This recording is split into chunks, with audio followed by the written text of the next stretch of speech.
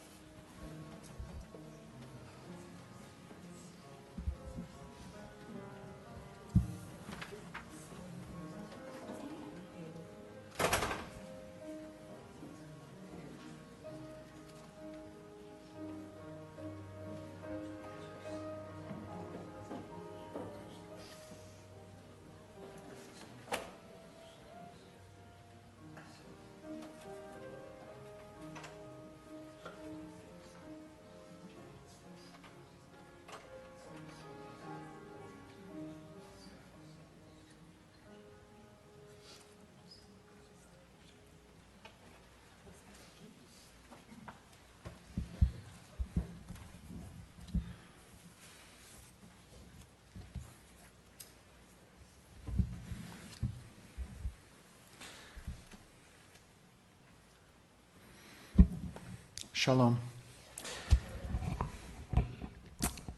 It is truly a privilege and an honor to be here today to walk with Jerry's family through these final steps to his final resting place. In the words of Ecclesiastes, a season is set for everything, a time for every experience under heaven, a time for dancing, a time for wailing, a time for birthing, a time for dying, a time for speaking, a time for silence, a time for seeking, and a time for losing. The time of mourning is a complicated time, filled with many emotions and memories, both bitter and sweet.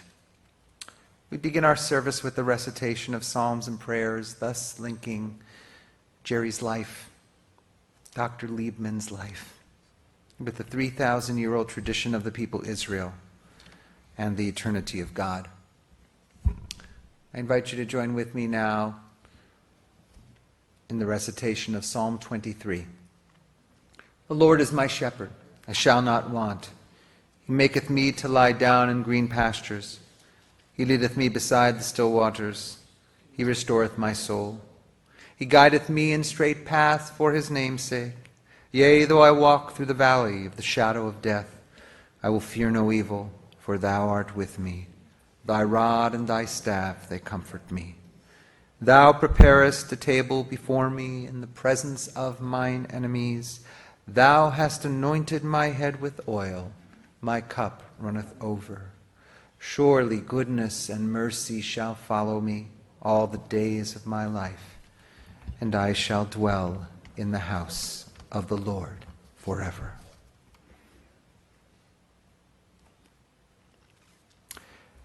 After a while,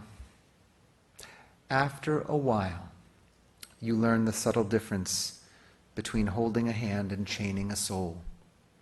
And you learn that love doesn't mean leaning, and that company doesn't always mean security. And you learn that kisses aren't contracts, and presents aren't promises. And you begin to accept your defeats with your head up and your eyes straight ahead, with the grace of a woman or a man, not the grief of a child. And you learn to build all your roads on today, because tomorrow's ground is too uncertain for plans, and futures have a way of falling down in mid-flight. After a while, you learn that even sunshine burns if you bask too much. So you plant your own garden, you decorate your own soul, instead of waiting for someone to bring you flowers. And you learn that you really can endure, and that you really are strong, and that you really have worth. And you learn, and you learn. With every goodbye, you learn.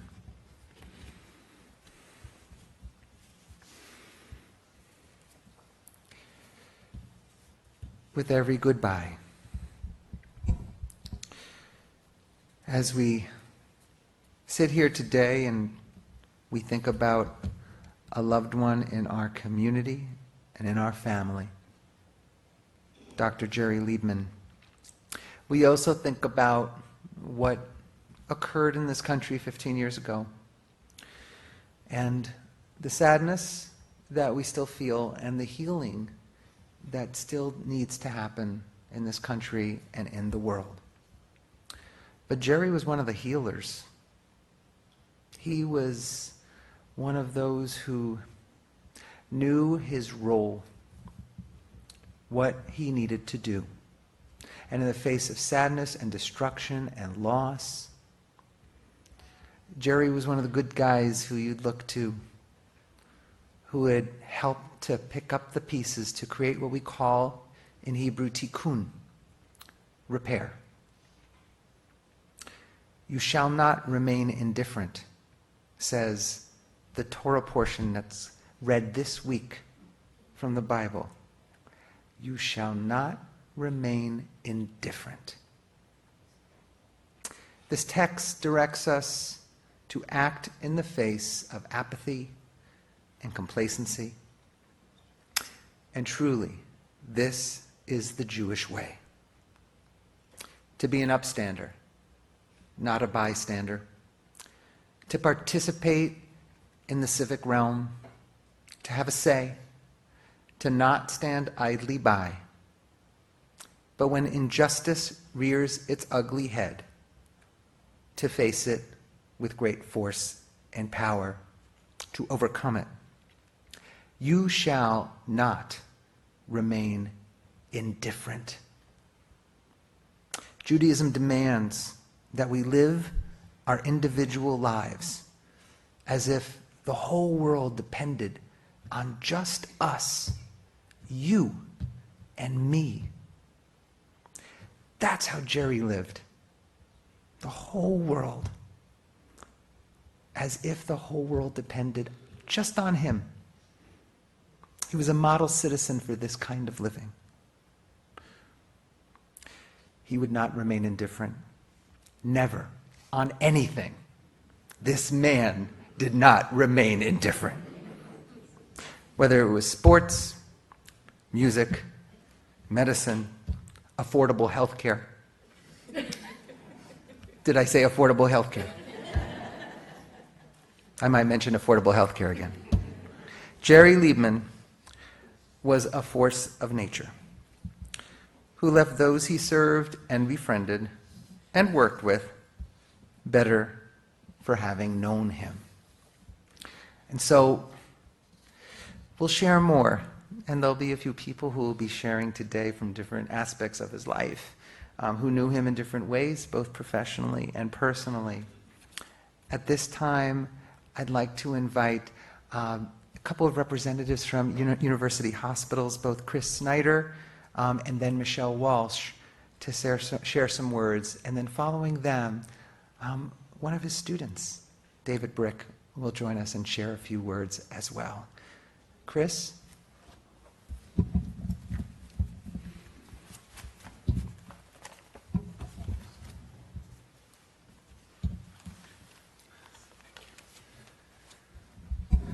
Well, we're here to share in the passing of Dr. Liebman.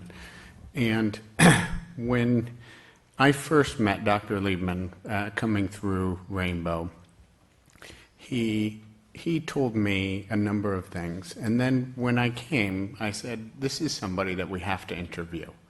We must put this on videotape. We need to preserve the history of pediatric cardiology. So I got Dr. Liebman to come to the Rainbow area where they do videotaping, and I said, okay, we're going to talk about your life. and he derailed the entire conversation. He did talk about affordable health care about 25 times, and he started with baseball. Baseball was his favorite sport. He talked about growing up in New York, and he told the story, and I don't know whether it's true or not, but it came from his mouth, so I believe that he was in the Polo Gardens when was the center fielder for the Giants. Willie Mays hit his first home run in his rookie season, and he lit up, and he told me the entire story of being there for that. And he put me in the Polo Gardens with him, sitting next to him. And he talked about baseball and about the Red Sox and the Yankees, and then he talked about his favorite team, the Indians. And I grew up in Detroit, so we had a little discussion about that. But it was fantastic. Then he talked about his second love. His second love is pediatric cardiology. And what Jerry did in his entire conversation is he, in our mind, sits here, we sit here, but in his mind, he sits here, and he elevates everybody else. He talked to us about the neonatologists and how they took care of the babies, and without them, they would have all died, and he didn't know what he was doing taking care of these babies, but they did. He talked about the cardiac surgeons and how he would listen to a patient, go in, tell him the diagnosis, and then they, with their magic hands, would fix them. He talked about all of the pediatric cardiologists, and the beauty of him is that he trained back in the 1950s without echocardiography. He had a stethoscope, his ears, his brain, his hands, and the ability to interpret an EKG and a chest X-ray. And he could make those diagnoses, and that is amazing. But what he said to me was, how amazing is it that you have Jim Stranick and Ravi Ashwath and the things that they can do with an ultrasound machine, and they can make diagnosis and they'll never be wrong. And I was wrong all the time. And he built up the entire division and talked about us like we were gods, and Jerry was just an individual. And it's the other way around. And that's the beauty of Dr. Liebman, is that he built everybody else up and made us feel great. And we were in the presence of greatness. And then when I finally got him off of the pediatric cardiology and off of the baseball, he talked about the true love of his life, his family. He talked to me about how he lived just up the hill, and he would always be home for dinner. Again, story straight from his mouth. Always be home for dinner. And he talked about being there for his children, but not enough. He gave his life to pediatric cardiology. But when he retired, and then he came out of retirement, and then went back into retirement, and then came out of retirement again, he always talked about Judith. And he talked about his love for her and how she was mother and father to their children. And, I can't say enough about Dr. Liebman, but I think the beauty of him is that he raised each and every one of us in this room to a new level. And you raised him to his level. Thank you.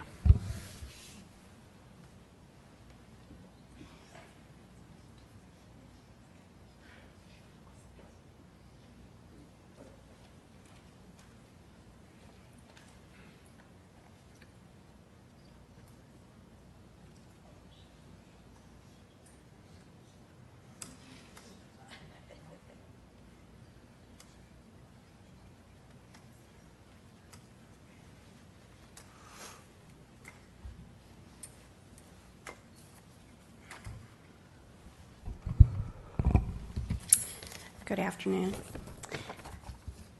I'm Michelle Walsh, and I have the pleasure to serve as the interim chair of pediatrics at Ring. And I'm privileged to have had Dr. Liebman as a mentor, colleague, counselor, and friend for over 30 years. As many of you know, Dr. Liebman arrived here at Rainbow as part of the dream team that was recruited to the then Western Reserve University.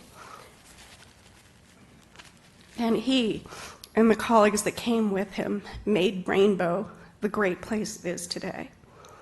He was and will remain a giant in pediatrics and pediatric cardiology.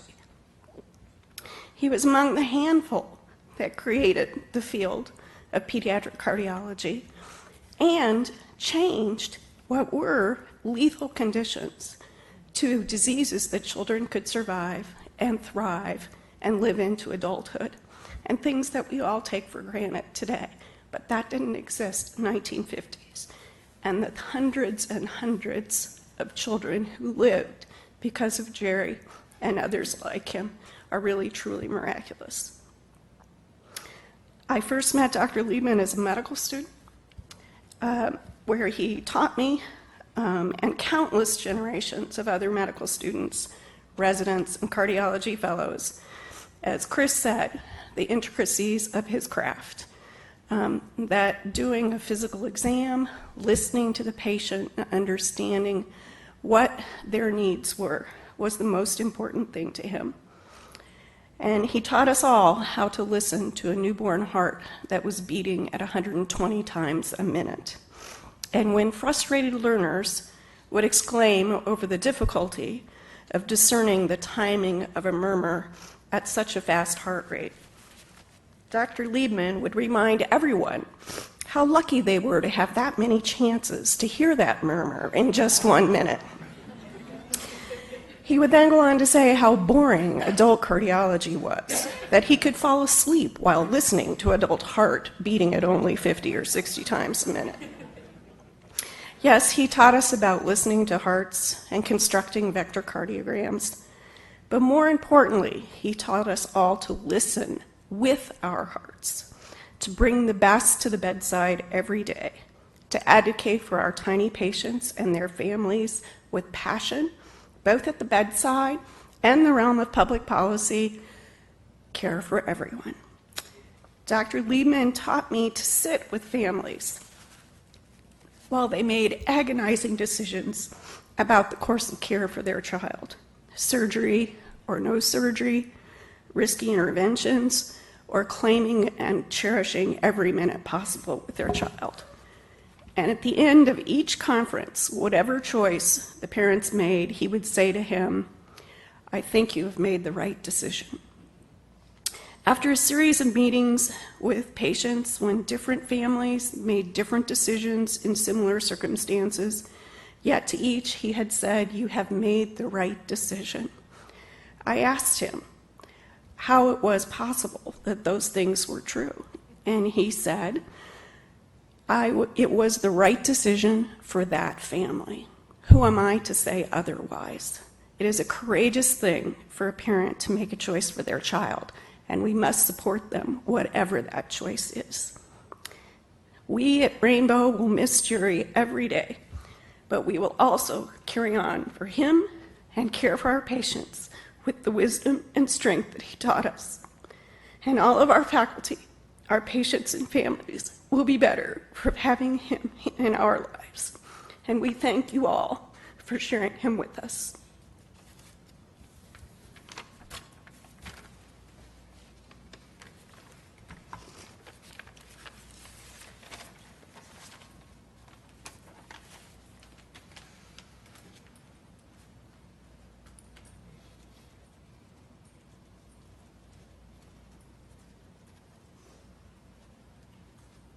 David Brick.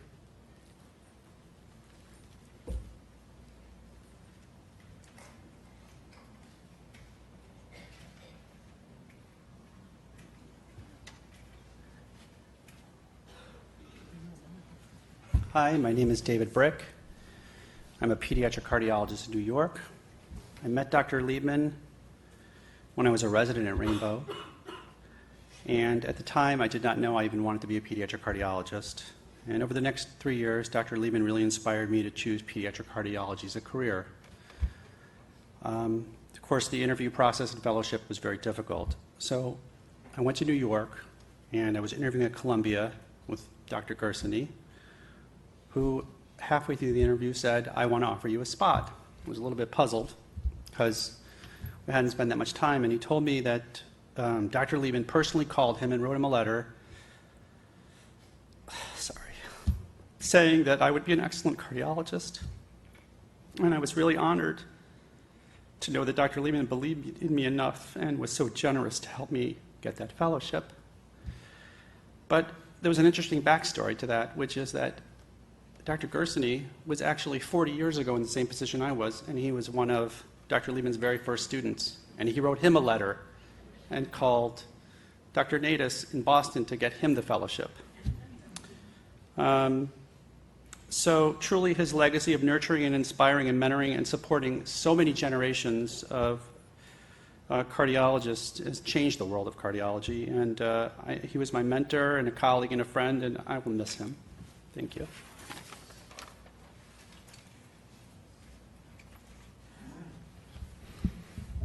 Thank you to all the physicians who have spoken on Jerry's behalf, that's spoken on their love for him. As you may know, Dr. Liebman was quite a musical enthusiast, and so the family thought it appropriate to interweave some of this service with some music that certainly he appreciated. At this time, and actually who opened the service, is Amy Michelson, who happens to be also his daughter-in-law, but now Amy and his grandson Cameron on the sax and Amy on the piano will share a short interlude.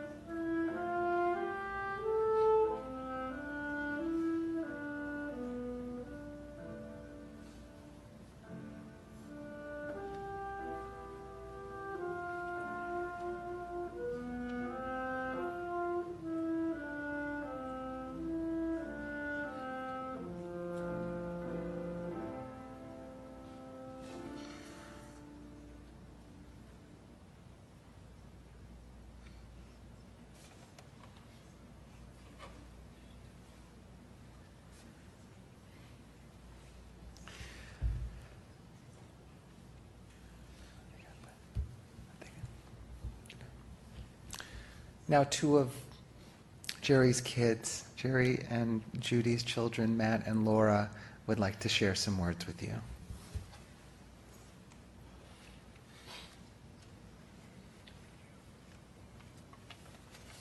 Thank you, Rabbi. Thank you, Amy, Cameron. First of all, I want to thank Rabbi Caruso and Fairmount Temple for welcoming us here today. They've been part of our family's community off and on for the last 40 years, I guess, plus. So it's a wonderful place, and we had some fond memories here growing up as well, so thank you very much. And regarding community, my dad, I've always admired him, and my mom as well, for being part of so many different communities. We've already heard a little bit about the Case Western Reserve University community. It's such a strong community that he's part of not only just the pediatric cardiology division, but broader, the School of Medicine and the Faculty Senate, and there's just so many organizations revolving around Case, and He was also involved in school activities. He was also involved in political activities, the Americans for Democratic Action. I hope there's some people here from there. And he made so many great friendships, both my mom and my dad, through those communities. And I've always admired my parents for that. It's something that is kind of special for this area. You know, people, I do not live in Cleveland now, but people sometimes joke about Cleveland, and I say it's really a special place. It's a small community sometimes, and people know each other in Cleveland Heights and University Heights and Case Western Reserve communities. So that is something that I really wanted to mention, that I've always admired my parents about. I want to talk a little bit about some other of his interests, and we've already touched a little bit about sports. And my dad obviously was a big sports fan, and he was also an athlete. He always thought of himself as a good athlete, and he got a lot of that from his family, especially his older brother Bill, playing on the sandlots of New Bedford, Massachusetts, and playing pickup or playing basketball in the backyard with my dad in our driveway. He would always impress me with his hook shot or his set shot, and you probably don't know what a set shot is, and I was always amused by it. Not that it would go in, but that he would actually try a set shot. It was very funny.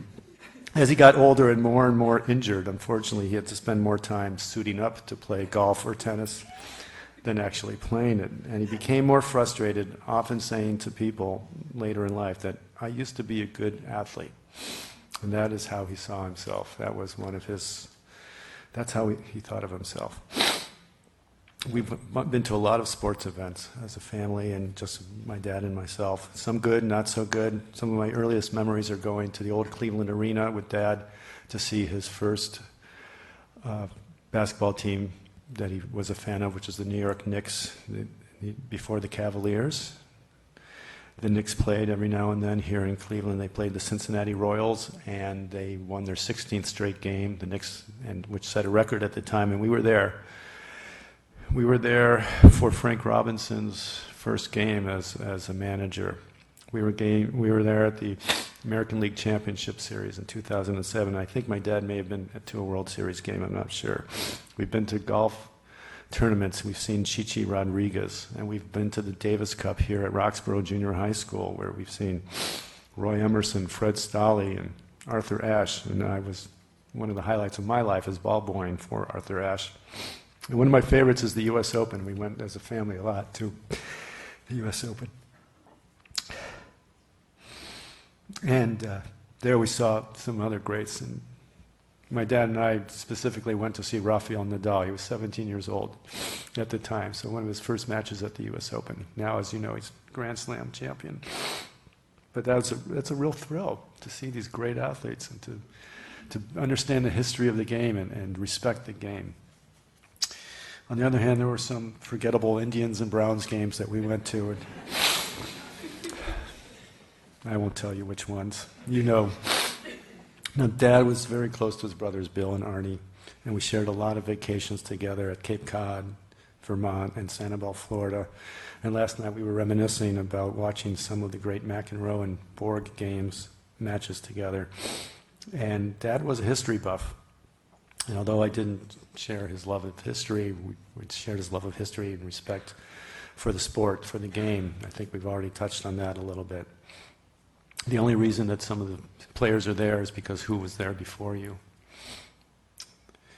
One of my favorite memories is about tennis. We played a lot of tennis together. Dad taught us all tennis. In fact, the very first time we played tennis was right around the corner from Judson Manor, and those courts that are renovated now, but they used to be these old clay courts there. And we were good. We weren't great. We were very good. We were good enough to really enjoy the game competitively, but also just good enough to just continually hit the tennis ball. There's just nothing better in sports to just continually improve your game and just play the game, whether you're competing or not. And sports is, I know it's a cliche, but it's like life. You're always trying to improve yourself. And tennis is especially like that, because every time you hit the ball, you want to hit it just right. You want to strike it so that it has the right amount of spin or the right amount of depth to it. And in Cleveland, we were very lucky, I guess, to be in the western part of the time zone. which means that in the summer you can play late into the evening, up almost to 10 o'clock at night. And Dad and I would go out and hit the ball over at Roxborough Junior High tennis courts where the Davis Cup was. And when you're hitting, you don't like to quit. When you're in a zone, it's just so much fun. And you have 3 tennis balls, and you hit all 3, and then you miss, and they lie at the net or at the fence, and then you need to pick them up, and then you always say, you don't want to quit, you say, 3 more. Right? You just don't want it to end. You want to hit 3 more balls. And that's what I was thinking about in the last few days. Thank you.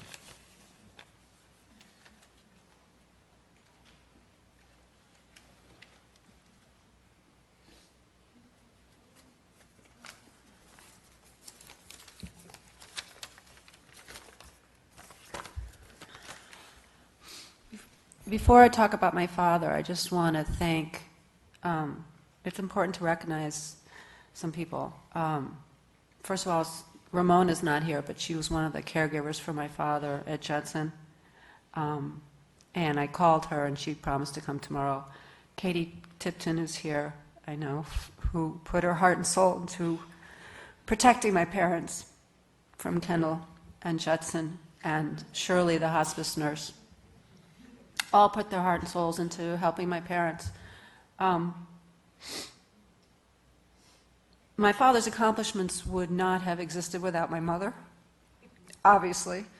But I also want to speak a little bit about my older sister, who listened to what my parents wanted over the last few years. She learned from my father this perseverance, and she was methodical at making sure that my father died at home. And that happened. And believe me, there were a lot of forces involved against that. But Joanne pushed through, and I love you, and I know that our father loves you because you did what he wanted, which was amazing. My relationship with my father wasn't perfect. He was not a perfect man, even though I know it sounds like it. He was famously controlling. He always wanted what he wanted. I think his mother was like that, and so now I'm like that. But I loved and admired him, and I always tried to emulate his work ethic. I think he used to say that he wasn't brilliant, but that he worked very hard. In the early days at B&C, and it was B&C, I would watch him come home at 7 or 8 o'clock at night, and no, he did not come home for dinner every night.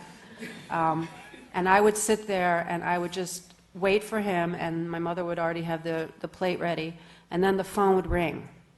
And inevitably, it would be a pesky resident or a fellow. And I would say, "He's eating." And then my father would say, "Who is that? I'll get it." And my father would, of course, go to the phone. He also would give out his phone number to patients' families. And I wouldn't be so rude to them. But he would give his phone number to the patients' families. And when I moved to New York, I thought doctors, gave me their home phone numbers.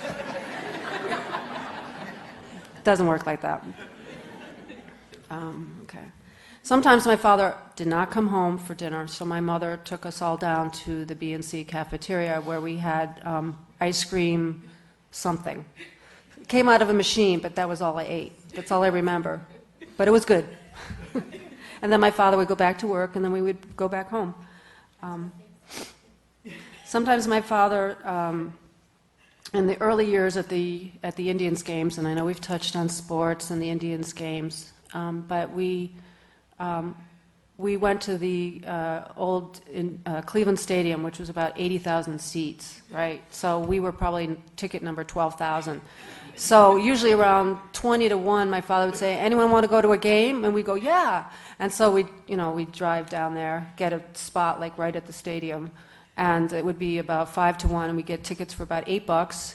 And we would usually sit at the first base side, and he would have some EKGs and some work to do. And we would watch the Indians games, and that's how we got part of my father, was to watch the Indians games, and he would do some of his work. Sometimes I would follow him in the halls of the hospital. I don't know what he had, pigeons or something was in the basement of that hospital. And I heard he was pretty traumatized after the pigeons had to be put to death. And I don't really know what the research was all about, but he would always show me his pigeons. In the beginning of his life, he was strongly, his mother affected him a lot. She was a very controlling woman too, and I know that there were some things that she taught him. And I think she wanted him to be both a worker and a player, and he played a lot. He loved the theater, he loved orchestra. We were always telling him to turn the music down.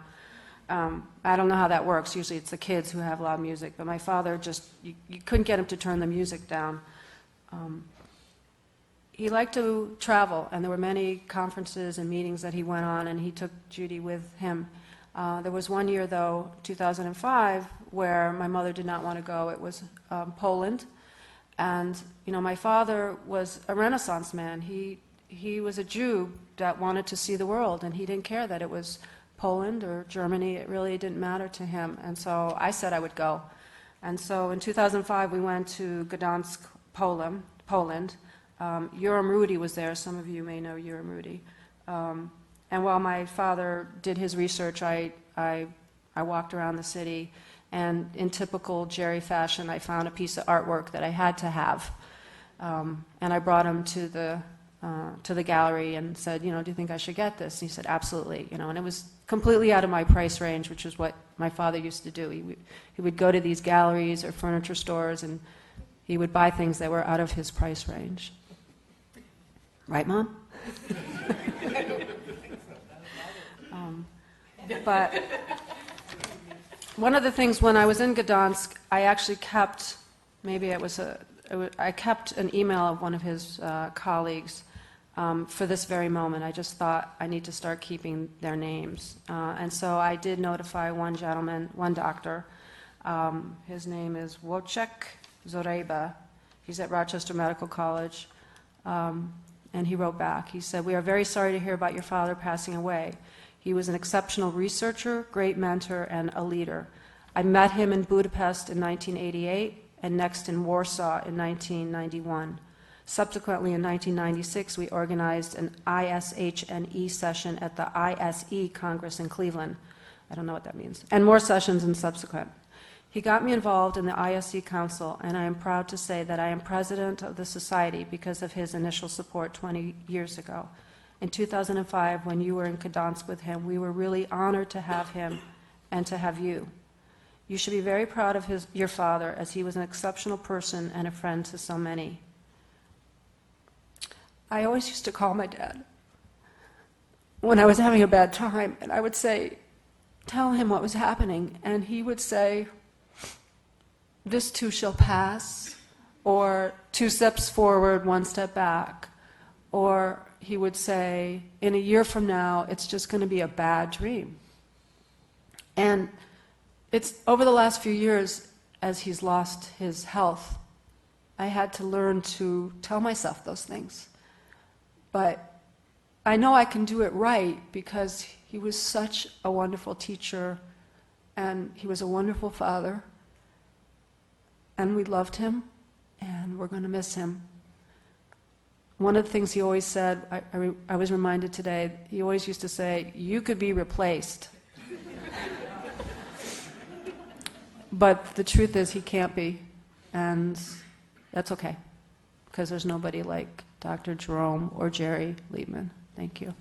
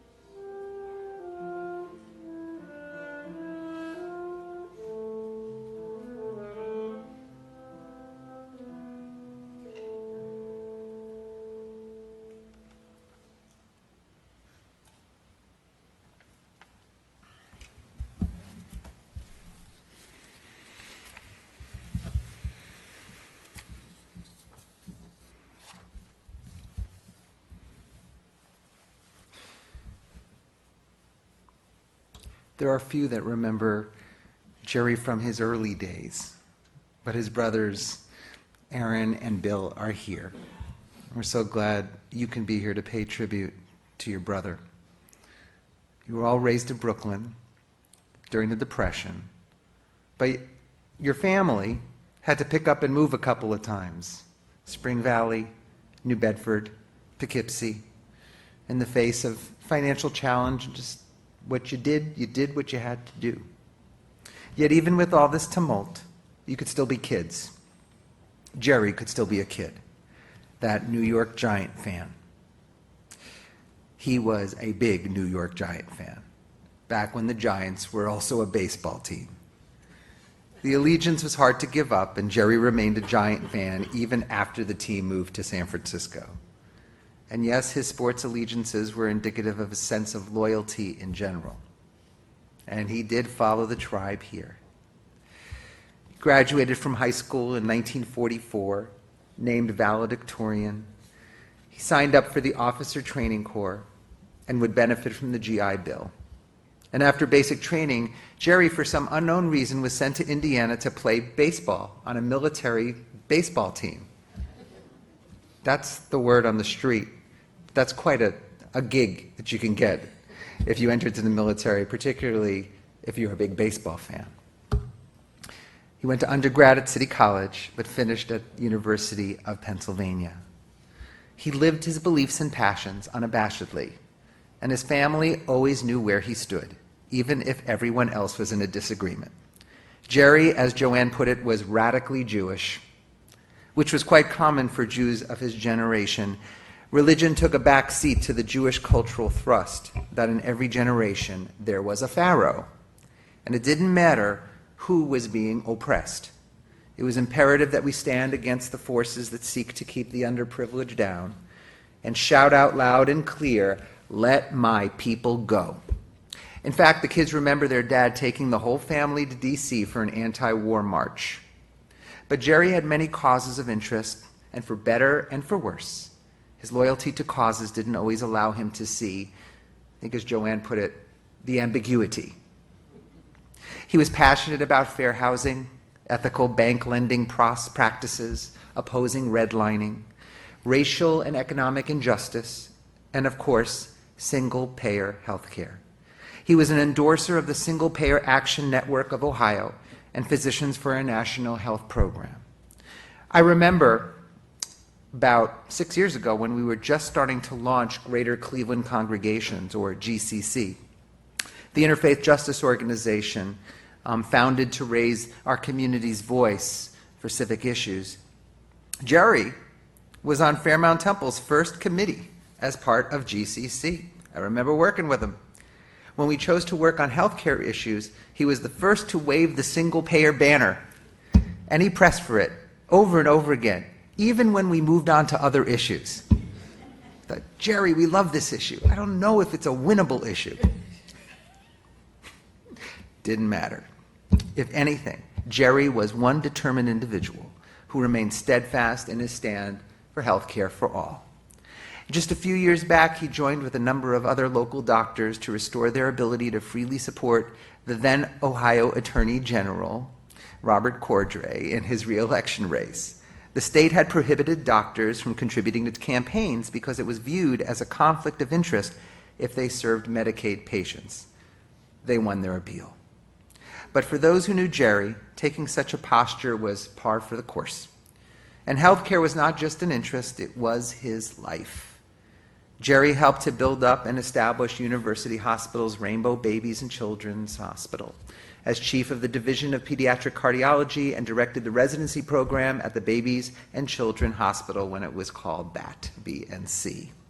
And of course, Case Western University School of Medicine, where after his retirement he became Professor Emeritus of Pediatrics. A graduate of Harvard University's Medical School in 1955, with a fellowship at the Children's Hospital in Boston, Dr. Liebman performed the region's first newborn cardiac catheterization in 1960. He served on the American Board of Pediatrics and shared affiliation with many of the UH medical centers in the area. Dr. Liebman was also an excellent teacher, as you have heard, In a newsletter that is written by pediatric docs for parents of young kids, one doctor related the following story in an article titled, "Most Murmurs Are of No Concern." This doctor, a student of Dr. Liebman's, wrote, "When I was a medical student, I remember listening to my wife's heart. All married medical students practice physical diagnoses on their spouse, and heard a strange noise between heartbeats, lub, whoosh, dub, lub, whoosh, dub. I knew that the normal heart sounds, lub, dub, were caused by the closing of the different heart valves. But what was the whoosh sound? What was the whoosh noise? Thinking I had uncovered a serious medical problem, I immediately had one of my professors, Dr. Jerome Liebman, listen to her heart, his wife's heart. He smiled and told us that she had a normal heart murmur. Amy, his wife, took the news fine. She knew she was perfectly healthy. And before I could ask him how this strange sound could be normal, he gave me an assignment. Go home and put your brand new stethoscope on a running water pipe. His lesson turned out to be a useful analogy. As the water ran through the pipe, I listened and sure enough heard a whoosh noise similar to the murmur. When the flow of water was increased, the noise became louder. I realized that the sound of my wife's normal heart murmur was produced by the vibrations coming from the turbulence generated by the normal flow of blood." And there is Jerry, another teaching moment. One of his big interests, for sure, was research. He co-authored books and over 100 articles, including, I'd just like to read this name because I don't quite understand it, but "The Results of Transposing the Atrial Septum Edwards Procedure in Patients with Transposition of the Great Vessels." Articles like that. On pediatrics, electrocardiography, congenital heart disease, and our favorite, body surface mapping. Most importantly, though, he was beloved by his patients and by the parents of those kids he served. They called him Big Daddy, and indeed he did have a warm and gregarious way about him and had those charming neckties. It made you feel safe. It made you feel taken care of. Jerry's personality helped families endure the most trying of circumstances. There was a lot of death and acute cases that would put just about anyone else to the test. And somehow, even as kids, small as they were, they understood, they knew. It was hard not seeing their dad all the time, but they could sense it, and they could see it on his face. He was dealing with serious stuff. But Jerry, with his patients, was the steady force of calm, and his sweet cherubic smile kept anxious nerves at bay. Joanne saw the love of his patients and colleagues, the love that they had for him firsthand when she worked for him as an EKG tech. He was thoughtful and concerned about people's lives. He truly cared about his patients. He was loyal to his friends, to his colleagues. He was loyal in general, even to his city of residence, Cleveland Heights. He was a real champion for what it stood for and what he believed it stood for. Jerry also had a life outside of medicine. He liked to be involved with just about anything. His glass was always half full, and he looked for activities and challenges and stimulation to fill it to the brim. Sports, of course. And of course, reading those EKGs and writing journal papers on his manila legal pad while watching the game. Music, reading. He read the New York Times cover to cover. And he also loved history and American life. He had a fascination with the Supreme Court. You name it. And he enjoyed doing all of it with his partner in life, Judy. They met in Boston. Judy, you were a nurse at Beth Israel Hospital after going to Simmons College. Jerry was studying at Harvard, despite the Jewish quota that was still around in those days. You two were a powerhouse couple. Jerry and Judy shared the same qualities. Interesting people, vibrant, smart, You each had a kind of magnetism, but you enjoyed doing things together. Orchestra, Playhouse Square, Niagara on the Lake. You traveled and traveled and traveled to over 50 countries. Many trips dovetailed with professional conferences all over the world. And you made it a family practice to go camping and take vacations. And Jerry loved to plan vacations. These memories, the camping memories, are really prominent in your kids. And later on, when Jerry and Judy got that condo in Sanibel, Florida, the kids and their growing families would come out during winter breaks to be in a beautiful, beautiful space and a beautiful place. Of course, you two argued, debated, challenged each other again and again. It made for an active and lively home, to say the least. But the love was always there. In 2008, when Judy was dealing with many illnesses that hampered her, Amy remembers just how much her dad cared for her mom, how his tenderness came through, and how it hurt him to see you, Judy, in such pain. You two were daring enough to bring 4 children into the world, Joanne, Amy, Matt, and Laura, in just 6 years. Even so, you raised 4 terrific children who have honored their father today, who honor the both of you, who have lived up to that 5th commandment, to honor your mother and father. And today they are here standing with you, loving you, recognizing all the sacrifices you've made for them, the mother and the father that you were, the loving wife to our dear Dr. Jerome Liebman, who will not easily be forgotten. Today is September 11th, a day of grief and mourning, a day of memory, but also a day of resilience and fortitude, a day to see the glass filling up a little bit more.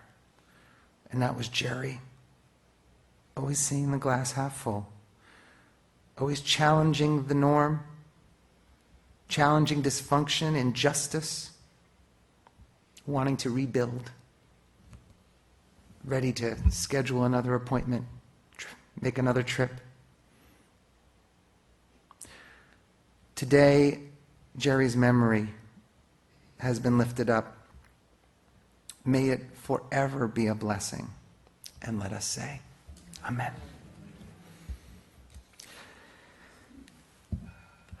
Let us pause for a few moments as we just consider the piece of the puzzle that Jerry brought to your life. Indirectly, directly, more or less. You're here for a reason. He filled up your cup. We'll pause for a few moments and consider how he did that and the impact he made on so many.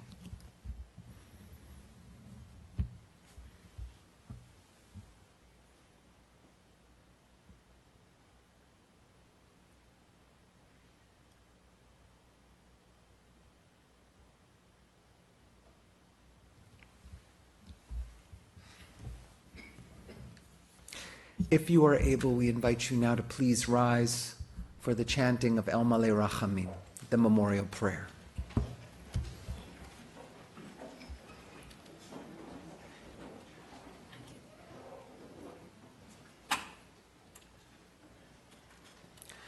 El Malei Rachamim, Shochein Bamromim, Hamsei menucha menuchona, tachat kanfei hashchina, bemalot kedushim utorim, kezohar rakiam mazirim, et nishmat Jerome ben Avraham v'Sara shalach leolamo began Eden tehei menuchato Ana bala rachamim, hastirehu, beseter knafecha leolamim, utzror bitzror achayim et nishmato, Adonai unachalato, ve'anuach b'shalom al mishkavo, v'nomar Amen. Amalei Rachamim, exalted, compassionate God, grant infinite rest in your sheltering presence among the holy and the pure to the soul of Dr. Jerome Liebman, who has gone to his eternal home. Merciful One, we ask that our loved one find perfect peace in your eternal embrace. May his soul be bound up in the bond of life. May he rest in peace. And let us say, Amen. As we turn to the conclusion of our service, we'd like to recognize those whom Jerry leaves behind a very strong, robust legacy. His wife, Judy, his children, Joanne and Charles, Matthew and Amy, Laura, Amy and Chris, his grandchildren, Cameron and Jared, Sarah and Danielle, Catherine, Kelly, and James, his brother Bill, and his brother Aaron. The family is quite moved to have you here today. And they invite you, of course, to join with them for Shiva. Shiva will take place following the internment today through 8 p.m. and then tomorrow, Monday, from 2 to 4, and once again from 6 to 8. Shiva will take place at Judy's residence at Judson Manor. That's 1890 East 107th Street in Cleveland. Contributions, if you wish to make a donation, they're suggested to go to the Division of Pediatric Cardiology, the Liebman Fund, and that's care of Amy Einhorn, who's here today, representing the UH Rainbow Babies and Children's Hospital.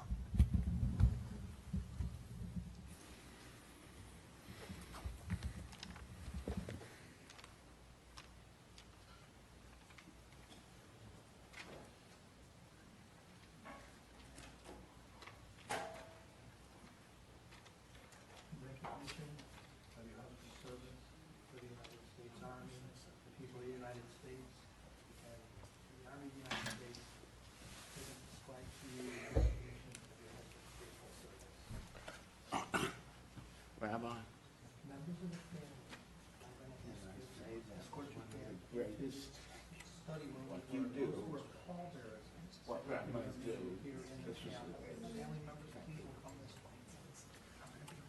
Pardon me. All voted to stay here. Okay. Rest of the family, please hold.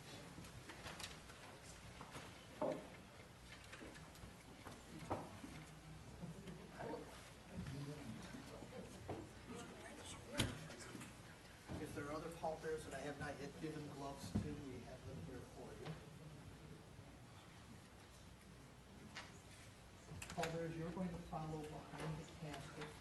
You're going to take the casket from the chapel, you'll follow with it, and then you'll carry the casket once we reach the hearse from the synagogue into the hearse. Pallbearers kindly follow behind. Everyone else remain standing, please. Mizmor leDavid, Adonai roi lo echsar vino deshe yarbitei. Amen ochot yanchilei nafshi yeshodez yaracheni b'mad leitzerek lama'an shemo. Gam ki elech begeitz al mavet lo yiravaki etad imanti. Shitecha mishaftech la'chanai v'choli. Taroch lifanai shulchan neged sudarai t'shavta b'shem roshi kosi revaya. Ladies and gentlemen, I'm going to ask you to step directly to your cars, please.